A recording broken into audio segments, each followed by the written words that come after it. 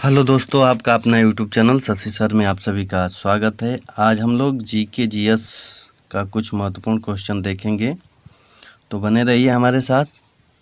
आइए देखते हैं आज का पहला क्वेश्चन। आज का पहला क्वेश्चन है, मानव द्वारा सर्वप्रथम किस धातु का प्रयोग किया गया? पहला ऑप्शन है कांसा, बी है तांबा, सी है लोहा और डी है चांदी। तो आपको बताना है कि मानव द्वारा सर्वप्रथम किस धातु का प्रयोग किया गया था। बी आपका ऑप्शन सही हो जाएगा, तांबा। धातुओं के उपयोग का युग कौन सा है? तो नवपाषाण युग के अंत में शुरू हुआ था। सर्वप्रथम उपयोग की जाने वाली धातु कौन सी है? तो तांबा है। तांबा है। भारतीय इतिहास में जिन संस्कृतियों ने पत्थर और तांबे का एक साथ उपयोग शुरू किया उन्हें ताम्रपाषाणिक संस्कृति कहते हैं। ताम्रपाषाणिक संस्कृति कहते हैं। तो इसमें आपका इस क्वेश्चन का आंसर बी हो जाएगा। Option number B is correct. आइए अगला क्वेश्चन देखते हैं। दीवाने ए अमीर कोही विभाग की स्थापना ने की थी, यानी किस सुल्तान ने की थी, ये आपको बताना है किस सुल्तान ने की थी। तो पहला ऑप्शन है मोहम्मद बिन तुगलक, बी है फिरोज तुगलक, सी है सिकंदर लोदी और डी है बहलोल लोदी। कौन सा ऑप्शन सही हो जाएगा इसमें? दीवाने ए अमीर कोही की विभाग की स्थापना किस सुल्तान ने किया है? तो इसमें आपका ऑप्शन नंबर ए बिल्कुल सही हो जाएगा, Muhammad bin Tughlaq. Option number A is correct. आइए अगला क्वेश्चन देखते हैं। किस शासक की मंत्रिपरिषद को अष्ट प्रधान की संज्ञा दी गई थी? इसमें पहला ऑप्शन है शिवाजी, बी है कृराय और सी है अकबर और डी है चंद्रगुप्त द्वितीय। कौन सा ऑप्शन सही हो जाएगा इसमें? तीसरा का आंसर बताइए। तो इसमें तीसरा का आपका आंसर ए बिल्कुल सही हो जाएगा, शिवाजी। मराठा शासक शिवाजी के शासन में केंद्र में 8 मंत्रियों की परिषद थी जिसे अष्ट प्रधान कहा जाता था। इन मंत्रियों की परिषद में सचिवों के समान स्थिति थी। ये 8 पद क्या क्या थे? तो एक पेशवा था, पेशवा, अमात्य, सेनापति, दवीर, पंडित राव, न्यायाधीश, चिरनीस, वाक्यानविश। ये 4 मुख्य रूप से उस समय पदवी थी। तो परिषद में अष्ट प्रधान की संज्ञा किसने दी थी? तो ऑप्शन नंबर ए आपका बिल्कुल सही हो जाएगा, Shivaji. Shivaji option number A is correct. अगला क्वेश्चन चौथा, सती प्रथा का अंत तथा ठगी प्रथा को समाप्त करने का श्रेय किसे है? किसे दिया जाता है? तो पहला ऑप्शन है लॉर्ड मेयो, बी है लॉर्ड कैनिंग, सी है लॉर्ड डलहौजी और डी है लॉर्ड विलियम बेंटिंग। तो कौन सा ऑप्शन सही हो जाएगा इसमें आपको बताना है। सती प्रथा और का अंत और ठगी प्रथा को समाप्त करने का श्रेय किससे जाता है? तो ऑप्शन नंबर डी आपका बिल्कुल सही हो जाएगा, Lord William Bentinck. Option number D is correct. आइए अगला क्वेश्चन देखते हैं। 5वां क्वेश्चन है, राज्यालय हड़प नीति निम्न में से किसके द्वारा लागू किया गया था? पहला ऑप्शन है लॉर्ड मेयो, बी है लॉर्ड लीटन और सी है लॉर्ड डलहौजी और डी है लॉर्ड कैनिंग। तो कौन सा ऑप्शन सही हो जाएगा इसमें आपको बताना है। लॉर्ड डलहौजी का जो शासनकाल है वो 1848 से 1856 ईस्वी माना जाता है। भारत ने अपने गवर्नर जनरल पद के कार्यकाल में हड़प नीति सिद्धांत लागू किया था। इस सिद्धांत के अनुसार अधीनस्थ रियासत एवं राज्य कंपनी की स्वीकृति के बिना किसी को गोद नहीं ले सकते। तो ये आपका किसके शासनकाल में हड़प नीति शुरू हुआ था? तो आपका ऑप्शन नंबर सी बिल्कुल सही हो जाएगा, Lord Dalhousie. Option number C is correct. मुद्राक्षय नामक पुस्तक का लेखक कौन था? पहला ऑप्शन है विशाख दत्त, बी है कौटिल्य, सी है बाणभट्ट और डी है कल्हण। कौन सा ऑप्शन सही हो जाएगा इसमें आपको बताना है। तो मुद्राक्षय का लेखक आपको बताना है, तो इसमें आपका ऑप्शन नंबर ए बिल्कुल सही हो जाएगा, Vishakha Datta. Option number A is correct. आइए अगला क्वेश्चन देखते हैं।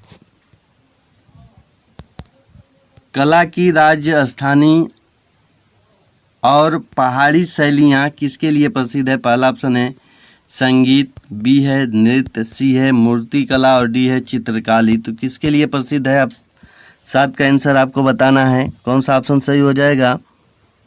तो आपका 7 का आंसर डी बिल्कुल सही हो जाएगा, चित्रकला।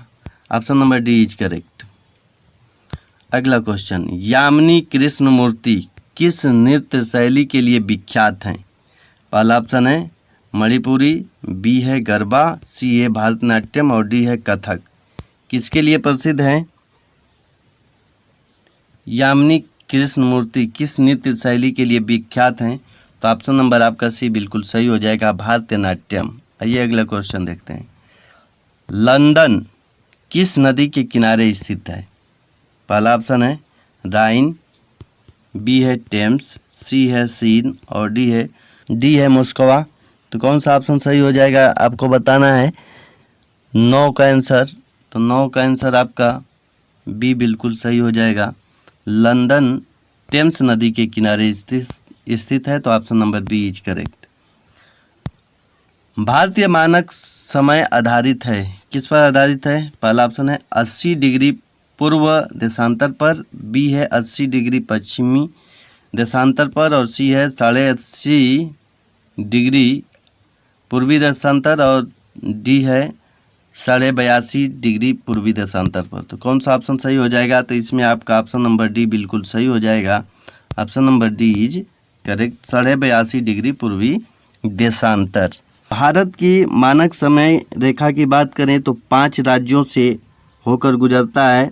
पहला राज्य इसमें हो जाएगा आपका यूपी, मध्य प्रदेश, छत्तीसगढ़ हो जाएगा, उड़ीसा हो जाएगा, उड़ीसा और आंध्र प्रदेश हो जाएगा, से गुजरती है। 5 राज्यों से यूपी, एमपी, मध्य प्रदेश, छत्तीसगढ़, उड़ीसा और आंध्र प्रदेश। तो इसमें कौन सा सही हो जाएगा? 82.5 डिग्री पूर्वी देशांतर। ऑप्शन नंबर डी आपका बिल्कुल सही हो जाएगा। आइए अगला क्वेश्चन देखते हैं। पृथ्वी के अतिरिक्त किस ग्रह पर वायुमंडल पाया जाता है? तो इसमें आपका ऑप्शन नंबर बी बिल्कुल सही हो जाएगा, मंगल। नीला ग्रह किसे कहा जाता है? तो पहला ऑप्शन है मंगल, बी है पृथ्वी, सी है शुक्र और डी है यूरेनस। किसको कहा जाता है? तो नीला ग्रह पृथ्वी को कहा जाता है। ऑप्शन नंबर बी आपका बिल्कुल सही है, 12 का आपका आंसर बी बिल्कुल सही है, पृथ्वी। भारतीय रिजर्व बैंक का राष्ट्रीयकरण किया गया था कब? पहला ऑप्शन है 1947, बी है 1948, सी है 1949 और डी है 1951। कौन सा ऑप्शन सही होगा इसमें आपको बताना है। तो इसमें आपका ऑप्शन नंबर सी बिल्कुल सही हो जाएगा, 1949। आइए अगला क्वेश्चन देखते हैं।